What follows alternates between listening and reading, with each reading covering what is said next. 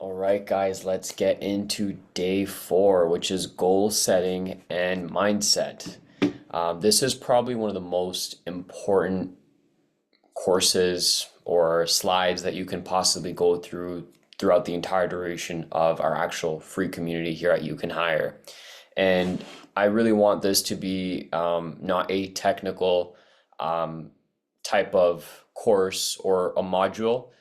I really want I want everyone that's watching this right now to just kind of take a step back and just take some notes and not have a very hardcore structure to actually kind of like absorb all this information because it's a lot of storytelling and it's a lot of just my experiences and how it could work for you guys, and how to apply these different types of things that I kind of go by as I've progressed through my journey, of just going through all these different jobs and just overall life in general and just hardships and having some level of success. So I think this is applicable across the entire board for anybody that's just simply wanting to do better in life and wants to, get to a certain destination or a goal. And this applies to anybody. So when I share my story, guys, I just want you guys to find some inspiration and draw some inspiration and some insights so you can understand that there's no difference from me, and yourself and also the other guys as well too. The people that are crushing it in whatever space that they're in and in whatever that may be. So goal setting and mindset. We're going to be going through like a whole fluctuation of just what this means to me. Of course, there's different ways of doing it, but I'm going to make this very easy so you guys can understand where I've been through, like where my mindset was and where it is now based off of what type of success that I've been able to accumulate. Okay. So moving forward, I know you guys have already learned a little bit about my journey, but I never really got a chance to actually break down each and every single step because, mind you, from every single job, every single education, course, training, etc., or maybe the businesses that I've started too, I was at a certain place in terms of my mindset and how I viewed myself. Okay, and you guys will hear me bring this up quite often because I'm a huge, huge advocate for the self-image, and we'll get into that more. But let's just bring this back to 2018 or 2019. Right over here, I just graduated high school. Mind you, if you guys don't know, I was born and raised here in Toronto, to be very specific, Etobicoke, and spent my entire life just here in the Greater Toronto area. So I was born and raised here, immigrant family, and again, main thing is that I never wanted to be in a position where I wanted to actually go to college or university. So that's a little bit different. A lot of you guys already have more education than I do, which is probably like a huge, like, whoa, like it's probably like a kind of a brain fog. But the reality is I've only had this dual certificate program that was a joint program with the Toronto Fire Academy. So my idea was that to be very honest with you guys, I wasn't the best at school, but I wasn't horrible. I was like I always got, between C's and just high 70s or low 70s or maybe even 60s in percentage. I wasn't a high performer. Never really felt like I wanted to apply myself. I always thought that I wanted to do something a little bit more purposeful. I just never knew how I could do it or what I wanted to do. Firefighting was something that I thought was respectable, and I thought that maybe, hey, this is something that I can put myself behind because I love to work out, I love to train, and I was pretty athletic as well too. So I thought that, hey, this is something that I can do to serve the community, and through the way I can learn more about myself and, go across this entire journey.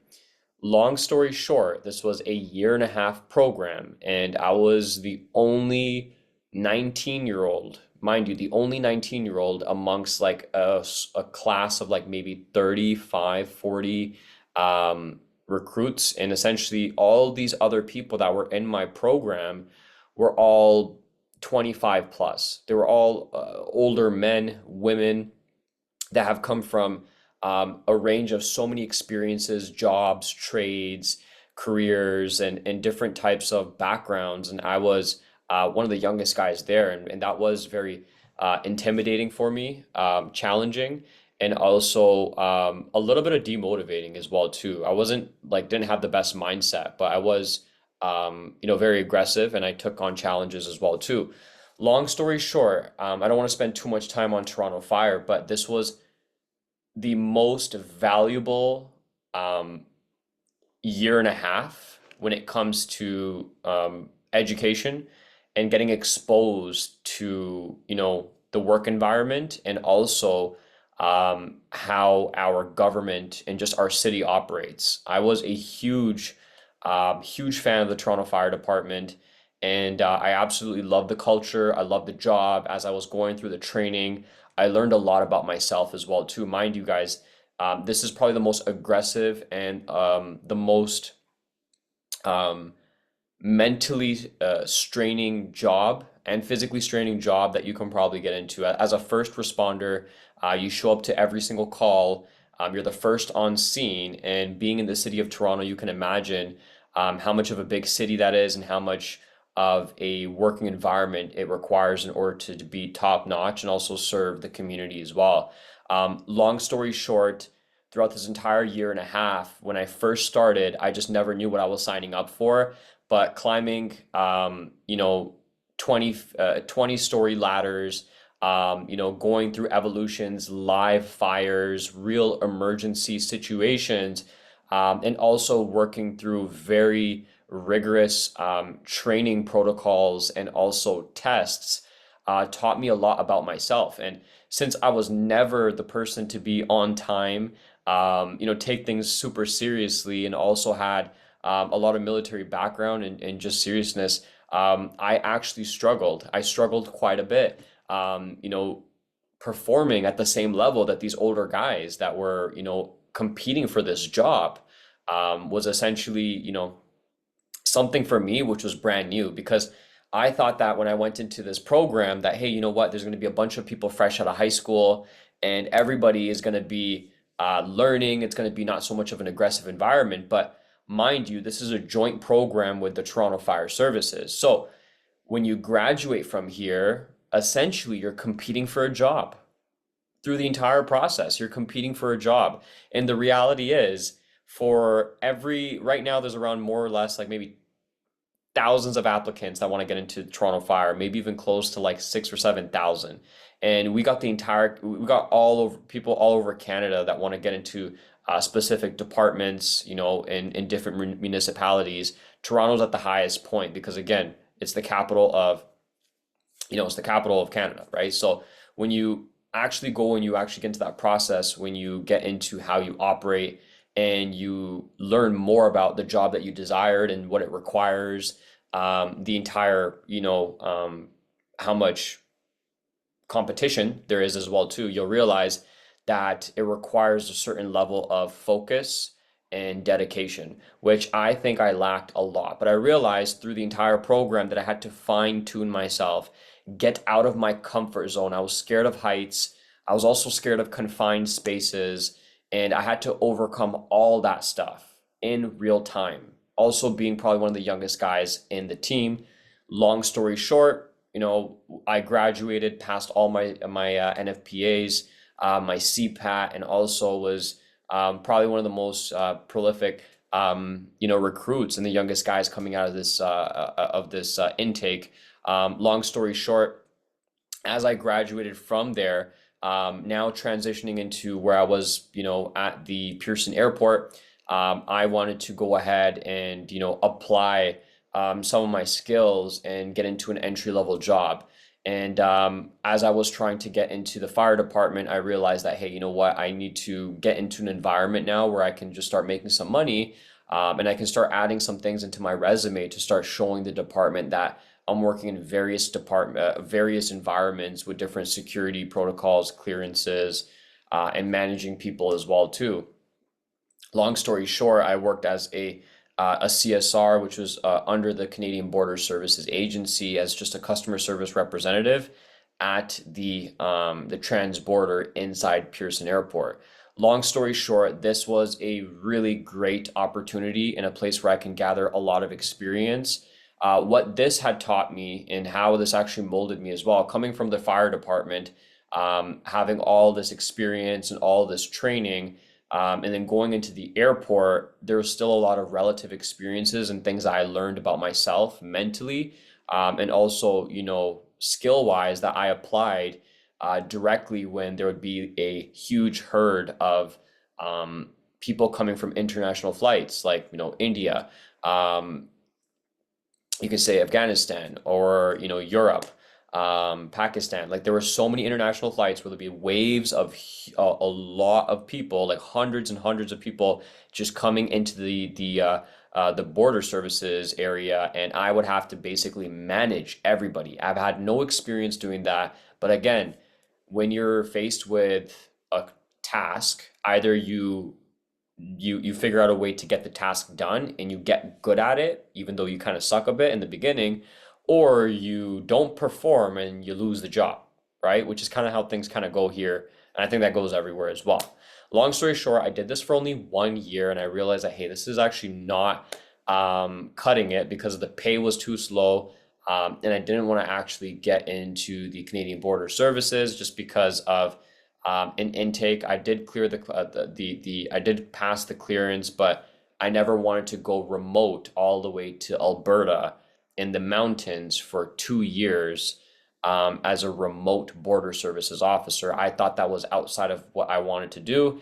And I thought that, hey, you know what, it's time for me to switch over to something now where I can actually learn about how to operate in the city and actually get into the city of Toronto. So my goal was still to become a Toronto firefighter, but what I realized that there was so much competition that you had to really beef up your resume. And what I realized that is when you're driving, as you can see, there's a fire truck right over here. This is a DZ class fire truck, so it's a straight truck. And what I did was I applied for my DZ license. So long story short, I drove a dump truck shortly right after quitting my job at the airport. I started to actually drive a commercial dump truck in the city of Toronto for around a year and a half. Um, this was a opportunity and a job, not even a job. I had to actually go independent from this point on, even though I was a an operator and I was working under a company, I was a contractor. So what I had to do was get a sole proprietorship. And many of you guys know what that is, or maybe you don't, but it's when you open up a it's not a company, it's not a limited company or actual business, but you basically open up a sole proprietorship where you can actually invoice and also be a contractor under, actual businesses. So at most cases, I'm independent. I'm not really earning a salary. I'm earning on a performance level. How much loads I can do and how much volume I can do is how much I'll ultimately earn. So this was the most difficult, probably one of the most difficult jobs that I would say I was uh, doing. Why? Because it challenged me quite a bit. I never ever thought that this was going to be this difficult. And the reality is, um, the dump truck industry in the GTA is so aggressive, and so volatile. There's not a lot of training. You basically learn with somebody that's actually brand new as well, and you don't get a lot of insights. And essentially, I had to learn by myself for the most part. And the reality is, you're carrying thousands and thousands of pounds of dirt and gravel in the city of Toronto, and you've never driven a commercial vehicle like this before. And mind you, it's not even it's not even regular road surfaces. You have to actually go drive down into these pits and go hundreds of meters down into these pits in downtown Toronto. And then you have to learn how to successfully and safely maneuver outside of the city and outside of these pits and these jobs, $100 million jobs, by the way, where you can either hurt somebody or hurt yourself. And there's a lot of anxiety and pressure and a lot of things that went into this as I was doing this job. Will I say I learned a lot from it? 100%. It shaped me into being more of a sturdy, uh, sturdy and a lot more firm with how I worked with others and how I treated my job as well too. Mind you, this was probably one of the most stressful jobs as well too, since you have to get up 4 a.m. in the morning and you got to get to downtown Toronto by like 6 or 7 p.m. a.m. And then what I'd also used to do just to make extra money on the side is I would, do these night shifts as well too. So it would be very taxing on my body. And I wasn't finding myself very happy, even though I was generating more income. I found out that I was trading out happiness for more money, and I thought that was very problematic for me. Even though my goal and objective was to still get into the fire department, as I was driving this truck, I was constantly applying to these departments. And what I realized is that after at least a year and a half of consistent applications, volunteering, and working in the city of Toronto and having all of my certificates, a lot of the people that were 25, 26, 27 at that time when I graduated, um, they were still applying and they were on their fourth or fifth year of applications. And I was still looking at them like, hey, like, you guys have kids, you guys still don't have a job, you guys are still doing part-time or full-time here and there, and they're still trying to get into the Toronto Fire Department. So what I realized, it wasn't a skill problem. There was just a low number of people that they were hiring. It was a very small number of people that they were hiring. And for me to be in a line of like hundreds and hundreds of people every intake, I'm like, I have under 5% chance of getting hired, even though I'm a pretty good candidate because of how many people there are, and how much competition there actually really is. So what I realized is that, hey, like, I don't want to waste my time, even though I worked for this and I got this application. I don't want to waste my time, and I've learned so much about my experience in driving a dump truck. I've lost tons of money, had over several tickets, tens of over 10 plus tickets on different occasions that really hurt my license and my abstract. I've had times where the truck broke down and I spent over 6, 7 hours going to a yard, coming back, and I never got paid for it. I've had employers not pay me, and I've had negative bank balance in my account as well. I've had everything probably from the tier of just like driving and operating this truck happen to me, and it taught me a lot. Long story short, I realized I didn't want to work for anybody no more. And again, this is probably not the case for a lot of people here, but this is just what I felt and what was working for me and what I wanted to do. I had a feeling that I wanted to go and do something for myself because everywhere I went through across my entire journey, I never wanted to actually work for somebody else. I found it very difficult. Long story short, I started my own marketing agency. So I used to cold call on the truck. So you guys are probably thinking, how did I go from driving a dump truck to running and operating a successful real estate marketing agency in Canada? And that transition was very, very aggressive as well because I had to learn and plan and also execute while I'm driving and operating a commercial vehicle. So as you can see in this truck, there's a huge bed, and there's a huge area for me to kind of just like put my laptop, also take a break and do work. What I would do during my downtime is call people, right? I realized that, hey, I want to start making money. I need to start getting clients. I started to call people, and I would take 5, 10 minutes after dropping a load. I would quickly go to a Tim Hortons and I would dedicate 20, 30 minutes as I'm on the job to cold call people because I realized that, hey, I only have X amount of time during the day in order to actually move the needle. Finally, one day, I think after 4 months of cold calling, I landed one appointment and I dropped my truck off that very day. I went to the appointment. I didn't even finish the job. My employer, my boss, didn't even know that I had parked my truck up. But long story short, I changed in my truck, quickly went to a Tim Hortons, washed my face, put my watch on. I went into this corporate office and I closed this client for a contract. It was probably, I think, maybe 900 or $1,000. I don't remember. I was so excited because I realized that wow, that's 4 to 5 days of driving a truck, right? For me, that was like, whoa, I just did that in one day. Okay, cool. How do I make this happen again and again and again? Long story short, during that time in I think 2021 or 2020, is when I actually launched Prolific. And essentially, from that point on till today, I'm still operating that company. And, we've generated millions of dollars, shy of 1.7 million in just cash collected. And it sounds like a lot of money, but again, 4 years of building teams, serving people, and really mastering my craft and focusing on things helped me achieve this. And again, this is something that has taught me everything I need to know about myself, business, and also given me a lot of luxury as well too, and also the time to develop myself and really become the person who I am today. Long story short, this little picture here is like a video, an interview that was done by one of my coaches.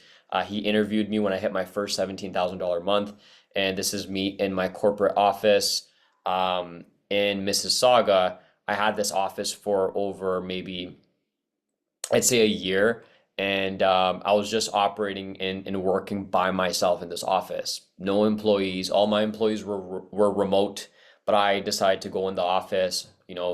Have the feeling of being an actual executive, a CEO, and operating my business. And from that time moving forward, I developed a huge love for business and serving people. And I launched my second company with my co-founders, Novelty, which is a ticketing company just like Ticketmaster, but we are Web3 based and whatnot as well, which is a whole new different process. But this is my journey, guys, and I'm going to tell you exactly what I learned from every single portion. And I've actually just documented everything in a couple of simple slides. And I will refer back to certain times in this timeline and actually show you guys and tell you how it affected me, what changed in my head, and how this is going to directly relate to you guys and your story, because it doesn't matter what I've achieved. All I'm trying to show you is that I've started from somewhere where I had no resources. I had to take the bus. I had to work. I had to apply for funding. I never had the luxury of getting things easy. Everything I did was by myself, was by brute force going out and grabbing it myself. Okay, so this is something that you guys really need to look into. Okay, so moving forward, again, these are just a couple of articles. I don't want to stay too long here, but again, we've had a lot of success. And I just want to let you guys know that this wasn't what I ever thought of myself and how I would be today in 2024. Okay. With that being said, this can also be you. There's no reason why. Whether you guys go into your dream job, whether you guys go independent, whatever it may be, I'm here to just make sure that I can help you guys break those false beliefs, those limiting beliefs, and help you find a center focus where you guys can just focus on your goals. Okay.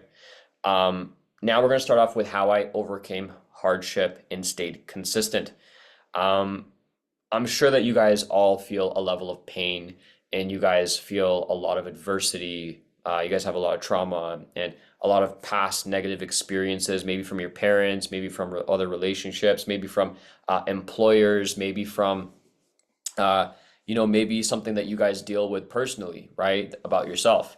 How I overcame hardships through every single job or different type of circumstances, I always had a gut feeling in myself that, hey, like we're only here for a very limited time on this planet. Again, I'm not too sure what your guys' views are, but for me personally, I just thought that, hey, life is so precious and valuable. I can't settle for mediocrity. And what I mean by mediocrity is I cannot settle for not being at my highest purpose. And that doesn't mean that you guys have to go be a CEO or start a company. You can be great at a bunch of things. You can be an amazing firefighter. You can be a world star surgeon, saving lives. Everything is important, okay? Um, everything is really important, but how I was able to just constantly remind myself to overcome hardships and having the ability to stay consistent is by taking my pain and my negative experiences and using them as capsules or using them as um, leverage. And what I mean by that is that every time I felt like there was something that was not fair about my circumstance, and for some reason it affected me negatively, I always realized that anyone that anyone that ever achieved something great had these experiences, okay? And there's only two options. There's only two simple options that you are faced with whenever you run into an issue, a negative experience, or hardship. You can accept it, look at it for what it actually is, and adjust. Okay? I'm going to repeat that one more time. You can accept it. You can look at what it is for what it is. You can accept that issue. You can accept the circumstance and be like, hey, you know what? This is what's going on in my life right now. I have to accept it, but I'm not going to just push it away. I'm going to keep it here, and I'm going to use this to remind myself that I have a lot of work to do, that I have to push forward. Okay? So it sounds easier said than done, but the reality is the faster you guys can look at issues like missing your bus stop, getting a bad grade, or failing a course or whatever, or maybe let's say that you had a random expense come up and now you're like negative $100 in your checking account and your overdraft, or you're simply just finding it hard to, stay positive. Just remind yourself that in order to actually push forward, you have to stay in a state of pressure. And when you're in a state of hardship and you're able to stay in that zone, what happens is your body and your mind starts to learn how to adapt into these environments. Okay? Similar to the way that I was in trucking. I would be in dirt, gravel, and I would be in like the worst environments with like the most interesting people that had no goals and all that type of stuff. And it really affected my mindset. I'm like, whoa, like I'm surrounded by all these people. I'm in this like industry. Am I going to be like this forever? It always used to be something that would pollute my mind. And I would think that, hey, how am I going to get out of this? The only way that I'd get out of this is if I was kept showing up. I kept trying to have a plan. And in order for me to constantly have a plan and have some faith in the process was to set the intention that this is not my circumstance forever, but it is right now. And in order for me to get to the next stage or the next level, the circumstance, I need to accept this and I need to figure out what's wrong with it and I need to improve. And that's where the staying consistent part comes. 99.9% of you, okay, have one issue, and I do struggle with this too, which is consistency. Everybody would be able to get to where they want to get to, whether it's in 10 years or in the next year or so, as long as they stay consistent and they never give up. And it sounds very cliche and very normal, but the reality is if you stay the track, you're gonna hit your destination. Okay. So very simple. In order to overcome hardship is not to go around it, is to go through it.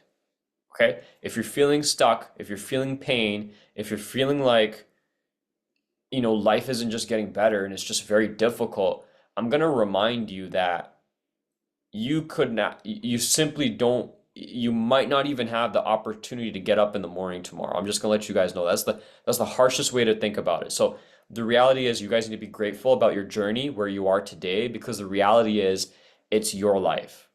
You guys are in control. And if you guys see everybody else that's in the same circumstances you are, you can't say that only you're unique to your circumstance. Someone is in a similar boat than you are, and you guys are all here for one reason. So let's just stick to the topic and keep moving forward. Because if Other people can do it. Why are you guys any different? Yes, it's competitive. Yes, we're in a different market, but the reality is you guys have a plan, stick to it, and you guys will 100% reach it. Okay? So moving forward now, let's talk a little bit more about, one moment, why your self-image is important to work on. This one was a very, very big one. A lot of people struggle with confidence. Confidence is everything. And also how you view yourself in the mirror, how you think about yourself, how you talk to yourself, how you treat yourself is how everything operates. And let me make this a little let me break this down for you guys a bit more. When I was in Toronto Fire or when I was in any of these jobs, I always had a voice in my head, a voice that was like when I was younger that you're not as good as you think you are.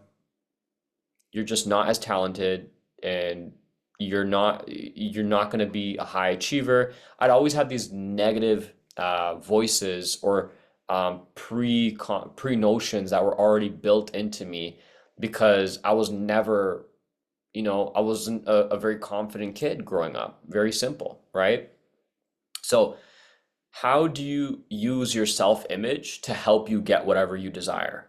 This is very simple, guys, because the moment I fix my self-image is the moment that I start earning a lot of money, the moment that I start to feel really, really good, the moment I start to get in shape, the moment my business went straight as well too.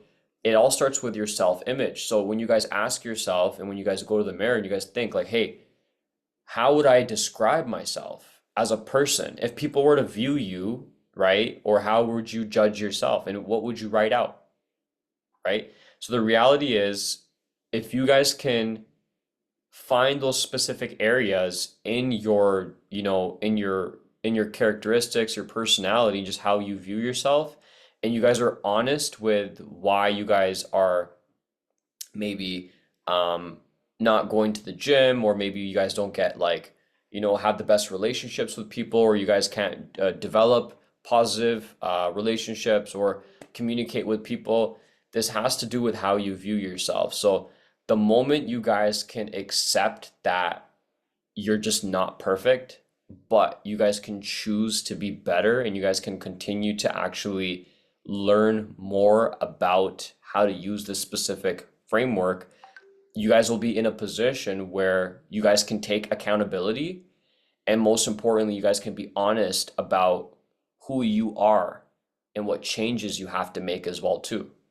Because mind you, if you're not a good person, and whoever's watching this can probably be like, yeah, I think I do have those attributes where I should focus on. And a lot of people tell me that I'm this type of person or what it may be. You need to reflect on that and be like, okay, cool. Like, how can I change these things about myself so I can attract the right opportunities, the right people, the right energy, and just the right circumstances? Because how you bounce your image off is how you reflect on what you attract. It's really simple, guys. It's really, really simple. Okay? What others see is what is how they're gonna treat you, and how you talk to yourself and how you treat yourself, which is a depiction of how focused are you, how disciplined are you, how do you eat, how do you rest, how do you treat your relationships. These are all accumulation of your self-image. If you can't treat yourself with respect, if you can't treat your goals with respect, this universe is not going to grant you what you guys want. Very simple. Okay, guys? So when I changed my self-image, when I realized that everything that I actually wanted was through hard work, consistency, and also pure intention, I realized that I turned my ultimate desires into real things by first fixing my self-image. Number one, on this board over here, I had a mental roadmap, which is like right over there. You guys probably can't see it. Oh, there's like a figure body there.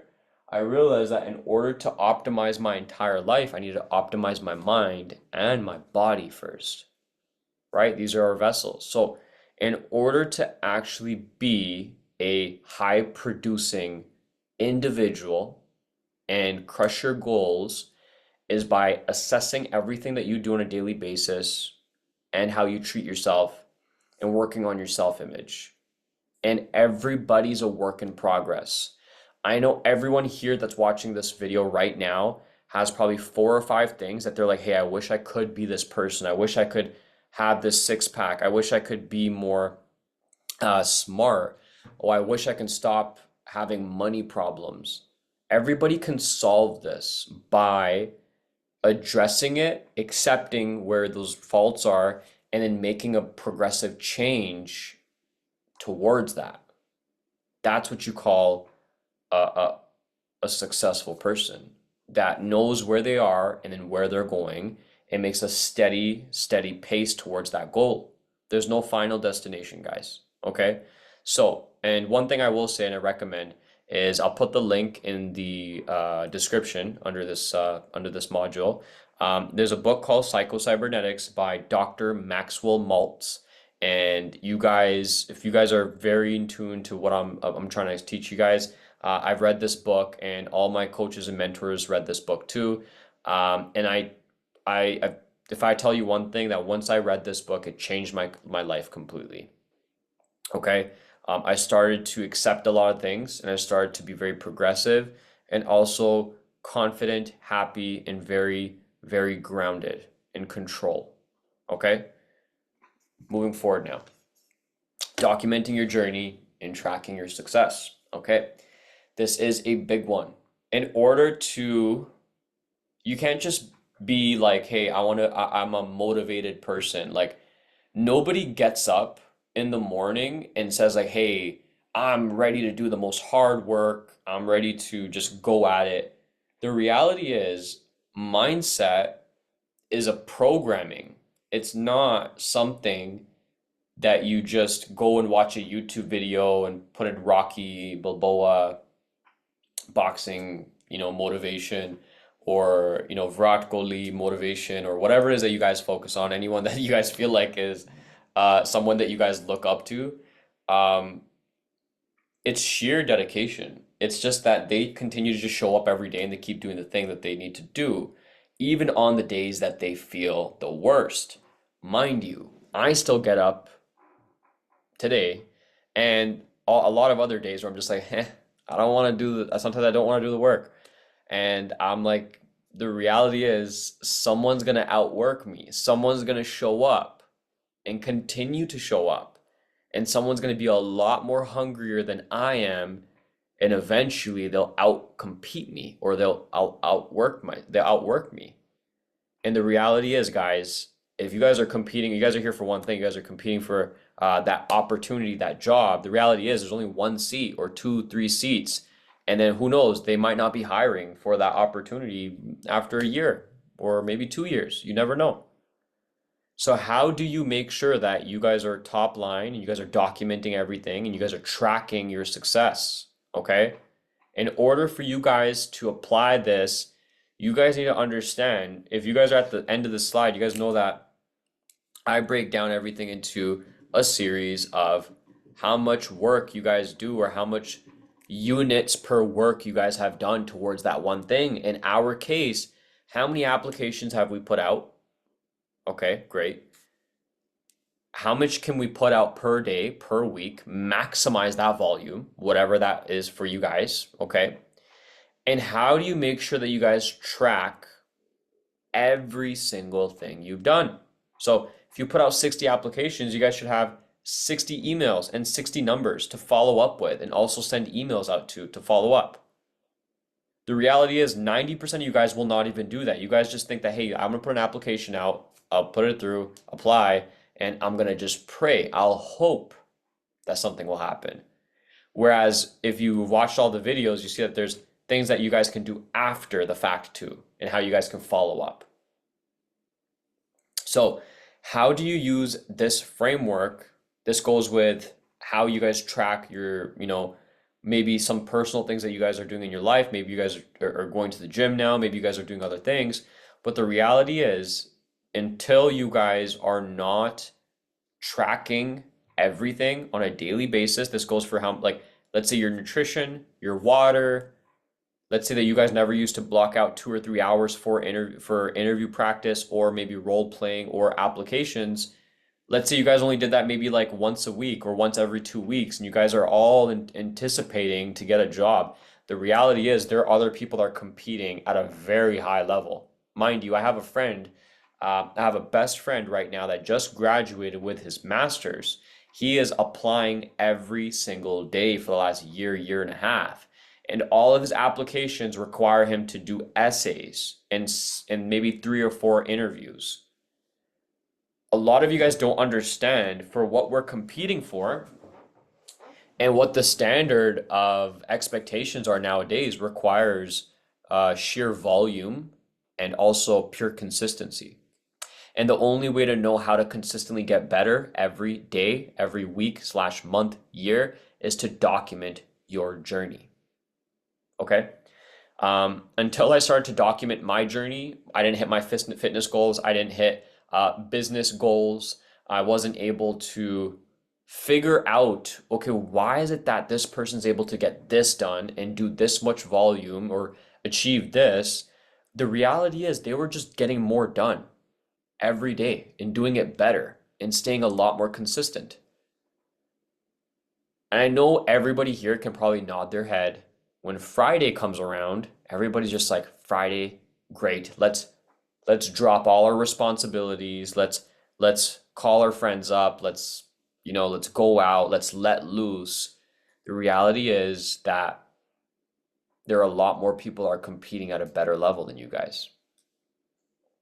And that goes for me as well too. A lot of people in my field, they're working on Sundays. They're working at Sunday mornings, early mornings. They work through to Monday. Why? Why do it?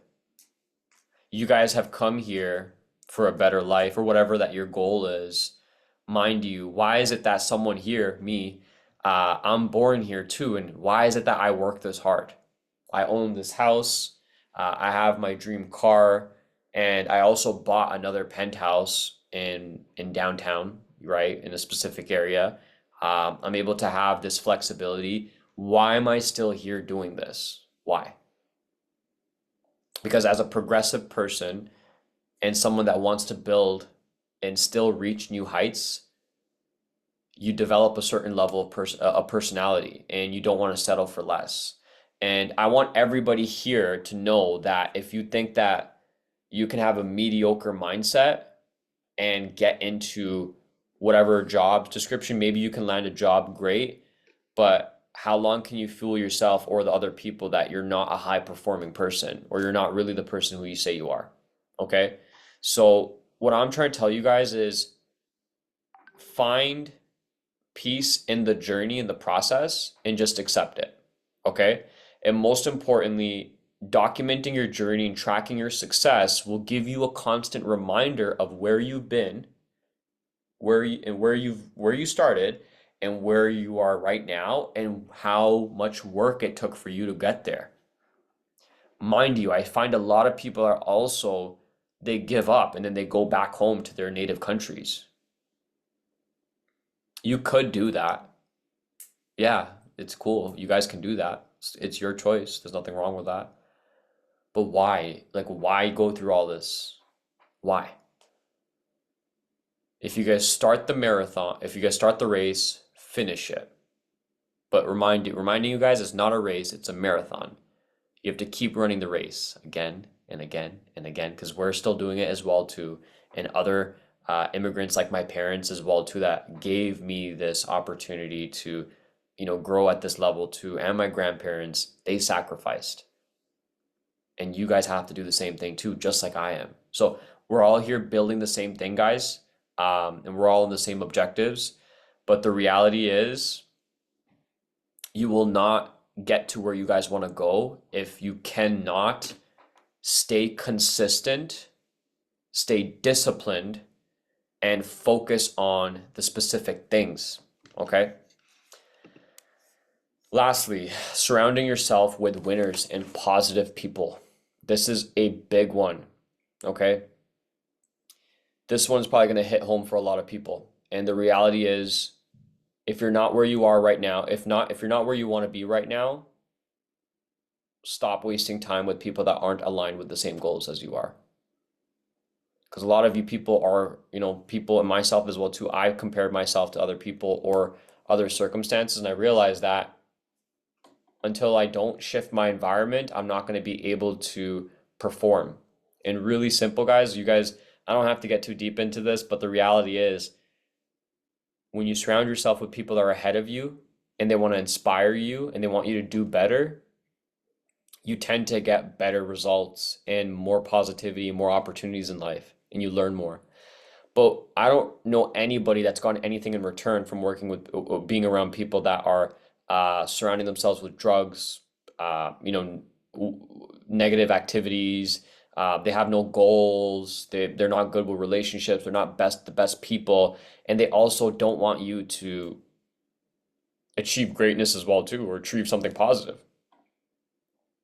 This is going to be the biggest correlation because what I've realized is that when um, when international students come from, different countries, they go through school, they find a lot of native friends that they build really great relationships with. But the reality is, everybody has their own goals after they graduate.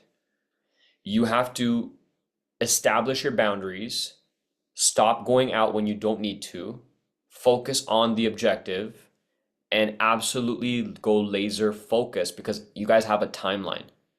And the reality is one negative person can ruin a specific circumstance or can constantly put you in a position where you're not thinking straight.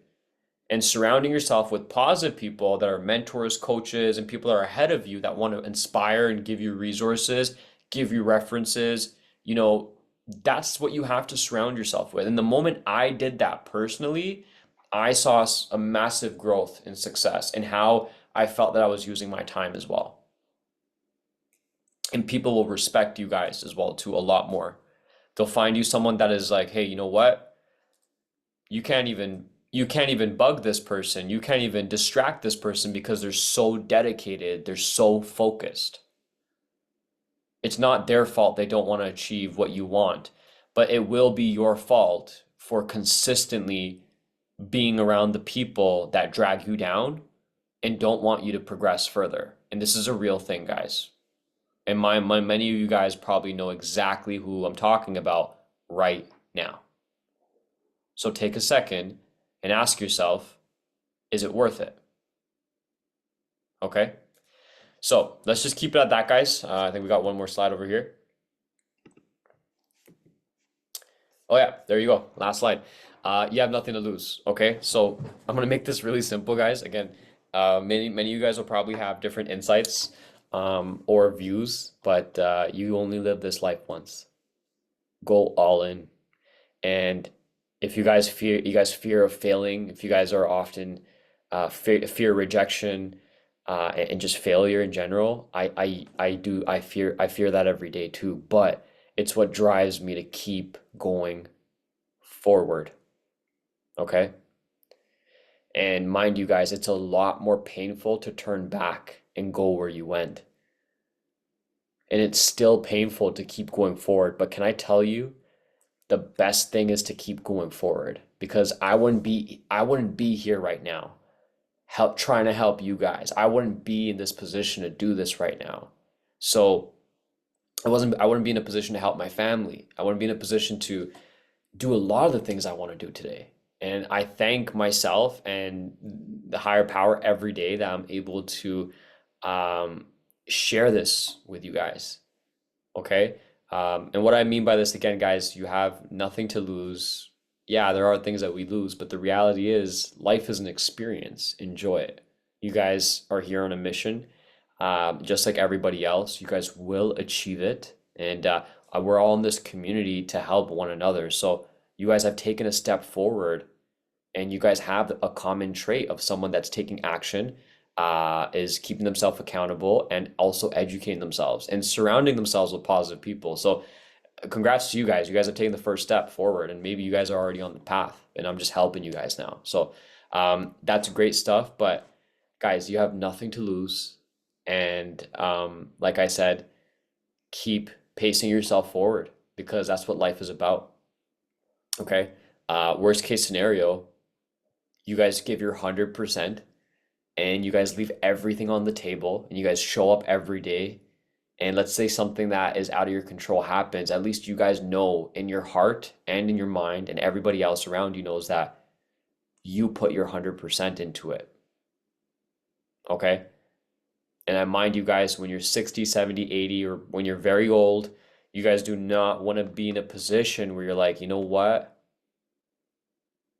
I had nothing to lose. Why was I scared? Why was I holding myself back? Why did I have all these thoughts when I was younger? Why didn't I just go all in? And that's the mentality that I want you guys to have. It's not an entrepreneurial mindset. It's a human trait. It's something that everyone should have, is the ability to experience and also operate at the highest level every day. Okay? Um, Thank you guys for staying here. This is a little bit longer than I anticipated, but hopefully you guys learned something from here.